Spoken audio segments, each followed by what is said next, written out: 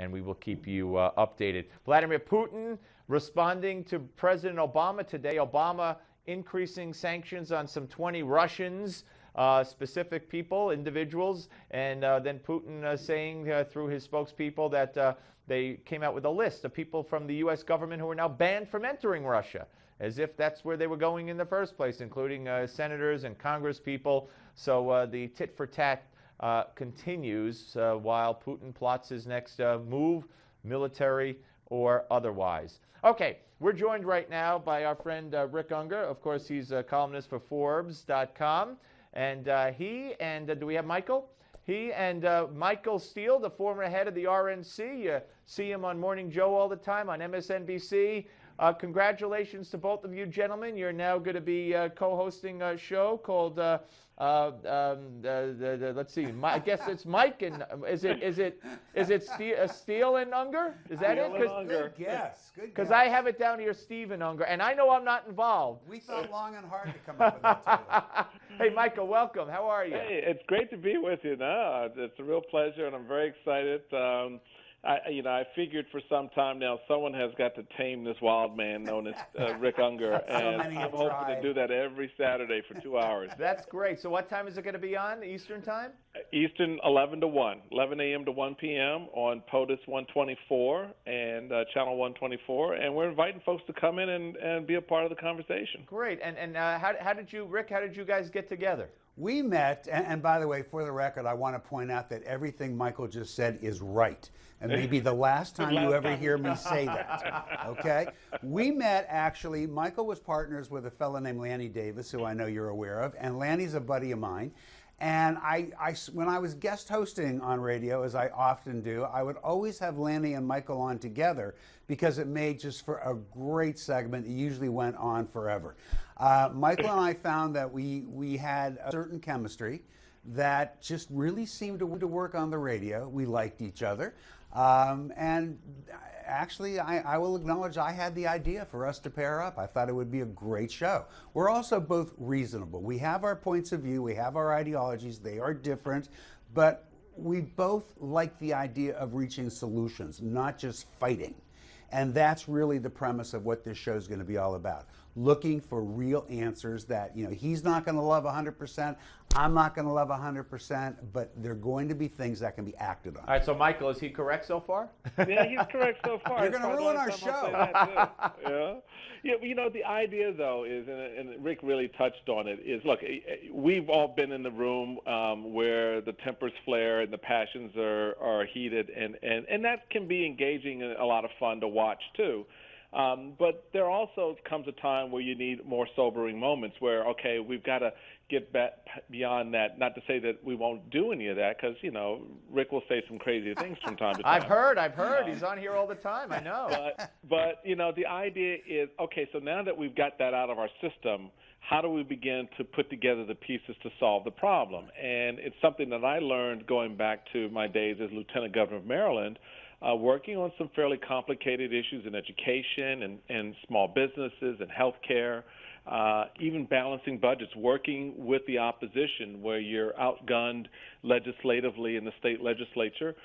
You've got to find that sweet spot where you actually solve the problem and move the agenda forward. And so that's kind of what we want to ultimately move our audience, move the discussion with the guests that we have to, okay, fine, you've done the talking points, you got that out of your system. Now, how are you going to solve this problem? When you go back to the Hill on Monday, what are you going to say to Speaker Boehner? What are you going to say to Nancy Pelosi? What are you going to say to Harry Reid to actually get something done, or is this just a waste of our time? Because if it is, you need to be fired. Right. And that's really where we want to take things. I mean, it's just push it that far to say, look, if you're not doing your job, then let's get some folks in there who can, and let's have that discussion. So it's a lot of stuff. All right. Well, let me try you guys out here, and I got a feeling you might agree more than you disagree. Let's look at Obamacare, and Rick, we've discussed this at length over and over on this show. You think that Michael and I are going to agree on Obamacare? Well, no, but I mean, you don't think it's a good thing. You don't think it's working out. You do? I think it's had some very rocky beginnings. I would never deny that. Actually,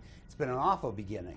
But as I think you've heard me say it, Steve, as much as it may not satisfy us and those of us in the media who like to beat up or defend it every day, this is a 3 to 5 year process We're already seeing some numbers, and these are real numbers. What numbers are you talking about? What numbers are you talking about? There's two things that have gotten my attention, and people can go read it at Forbes.com because I wrote about them. One is we're finding out that this concern that it would create this brand new burgeoning class of part-time workers just isn't happening. It's not happening. The other is we're finding out that the comparison between people who were losing their insurance policies in the individual market pre-Obamacare, and that was running at about 17.5%, is very close to what happened after it, where it's running about 18.2%. All right, not to interrupt you, but Michael, the numbers I care about, and we should all care about, first of all, is they need certain numbers to make this work. They claim they have 5 million. They need 7 by in the next 2 weeks. That's wrong. And they admit that at least 20% of the people that they claim are enrolled haven't paid premiums, so they're not enrolled. They're not enrolled, and that's the laughable part about all of this. I mean, look, you can cite, oh yeah, this statistic is comparable to what was before Obamacare. Look, the landscape has shifted. Number one. Number two, you need to have young people involved in this process. Yeah, and admittedly, a few more have signed up, but have they paid? And that's the nub of this thing. If you've got 20% of 5 million people that still haven't bought into this thing, and the administration set the goal of 7 million. We didn't come up with this. This wasn't our number. This was their number. So if they're not reaching their own targets, if the money isn't coming in from the young insureds that they need, how does this thing look when you get to September, when insurance companies start the round robin of increasing premiums for next year? And that's where the rubber is going to really meet the road, because the insurance companies bought into this craziness, and now they're on the back end having to bump up those premiums to pay for the stuff that Obama's now saying. Rick, you don't believe Nancy Pelosi and Debbie Wasserman Schultz and Harry Reid that they're running on this for the midterm elections, and they're proud of what they did. Do you buy into that? Let me get to that in a second. First, some corrections. I do agree that the White House did say 7 million. It was another instance where they should have kept their mouths shut, because it's not about how many. I don't care if they got 10. It is about how many.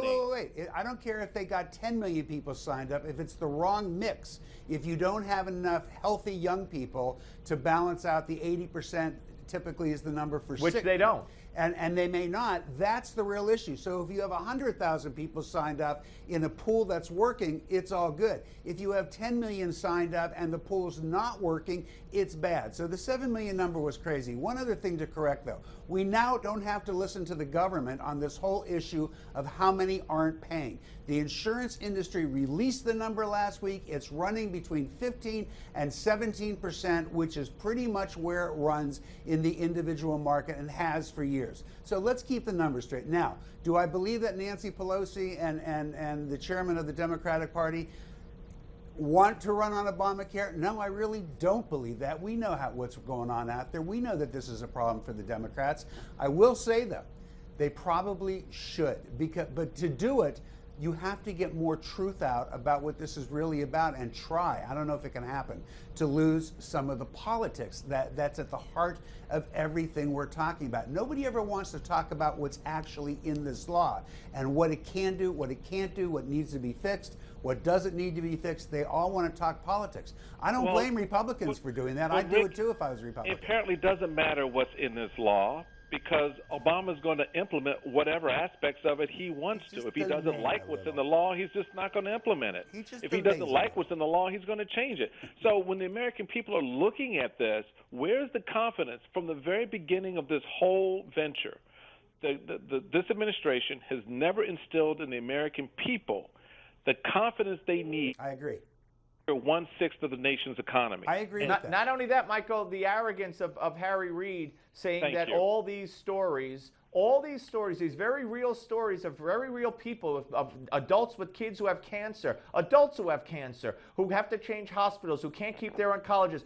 It's all lies, Harry Reid said. Wait. It's all See, lies. This is an example of the problem, Steve. I'm sorry. What? I'm going to tell you. What Harry Reid said on the floor, and I don't think it was a very good thing to say. I will say that. He was talking about one case, which was the case. No. He said they're all lies. All lies. Let me finish. He was referring to the Koch brothers commercial, which has now been proven to have been wrong. No, that's not true either. It is true. It is not. I'm sorry. But aside It from is that one true. case, Why and don't that you was let me tell the story? Wait, and then we don't have time. We have a minute left. That was a we very don't have real time woman. to tell people the truth? That was a very real woman, but that's not what Harry Reid That said. very real woman. He said they're all lies. They're all made up of whole cloth, all fabricated. That very real woman is now saving $1,300 a year. I know on her she's healthcare. too stupid to know that she had it better the other way. I mean, this way as opposed to the way she liked it. So We're you all acknowledge too that stupid. some people do understand. She does have it better now, and she was finally forced by the Detroit News,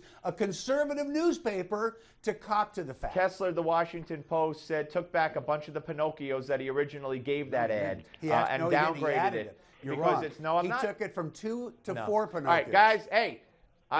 Good luck, best of luck, and Michael, I hope you'll come back on a more regular basis. I'd love to talk to you about a whole range of topics. Absolutely. It's been a long time since you and I chatted. I think you were RNC chair at the time. Yes, I was indeed. at WOR. Yeah, but you don't get them without me, too, so you know, it's a problem. All right, we'll all be listening 11 a.m. on Saturday morning Eastern Time on SiriusXM. POTUS, what number? 124. 124. Okay, guys, thank you very much, Rick and Michael Steele. Always a pleasure. When we come back, Bill Donohue's back. He challenged the Gay Pride Parade to have a march with a banner. They said, okay. We're coming back. The Steve Malzberg Show.